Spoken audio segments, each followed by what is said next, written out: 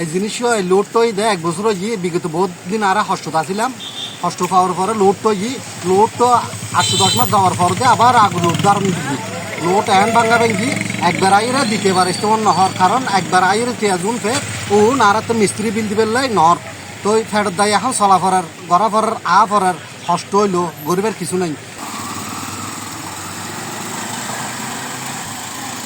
দিক থেকে আসতেছিলাম তো তখন এই গাছটারে পরে আমার চাক্কাটা ভেঙে গেল, তারপরে গাড়ি উল্টে গেল।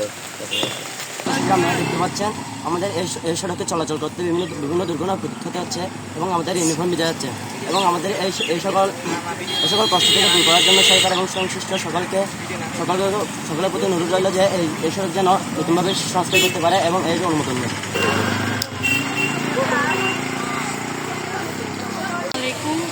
আমরা এই রাস্তা দিয়ে যাওয়ার সময় ড্রেস দিয়ে যাচ্ছে আর পায়ে অনেক পেতে পাচ্ছি, এই রাস্তাটা ঠিক করে দেওয়ার জন্য আপনাদেরকে অনুরোধ জানাচ্ছি। আসলে সড়কটা কার্পেটিং করছি আমরা প্রায় 2 বছর হচ্ছে কার্পেটিং কাজ শেষ করছি। এখানে আমরা কিন্তু গত বছর কিছু অংশ এরকম খানাখন্দ বৃষ্টির কারণে হয়েছিল, আমরা কিন্তু ওটা রিপেয়ার করে দিচ্ছি। আর এই বছরও যেহেতু এখন বর্ষা মৌসুম চলতেছে, সামনে আরও বর্ষা, আজকেও বৃষ্টি হলো, এই মুহূর্তে আসলে কাজের উপযোগী সময় না। আমি যদি এখন ঠিক করি বর্ষাতে আবার 2 দিন পর নষ্ট হয়ে যাবে। তো আমার ঠিকাদারের সাথে আলাপ হয়েছে, আমরা ঠিকাদারকে অফিসিয়াল চিঠি দিছি। ঠিকাদারে কিন্তু 1 বছর জামানত পিরিয়ড থাকে, ডিফেক্ট লায়াবিলিটি পিরিয়ড। এই সময়ের মধ্যে যদি রাস্তার কোনো ধরনের ক্ষতি হয় এটার দায় দায়িত্ব সম্পূর্ণ ঠিকাদারে এবং উনি এটা ঠিক করে দিবেন আইনত। সে অনুযায়ী তাকে অফিসিয়াল চিঠি দেওয়া হয়েছে।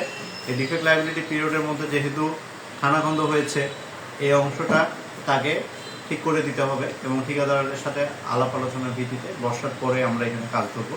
যেসব সেগমেন্টে আপনার পটল হয়েছে এগুলো রিপেয়ার করে দেবো। কত কিলোমিটার ছিল আর কত টাকা বরাদ্দ ছিল এটা? 4.5 কিলোমিটার ছিল আর এটার বরাদ্দ ছিল আপনার 5 কোটি টাকার মতো প্রায়।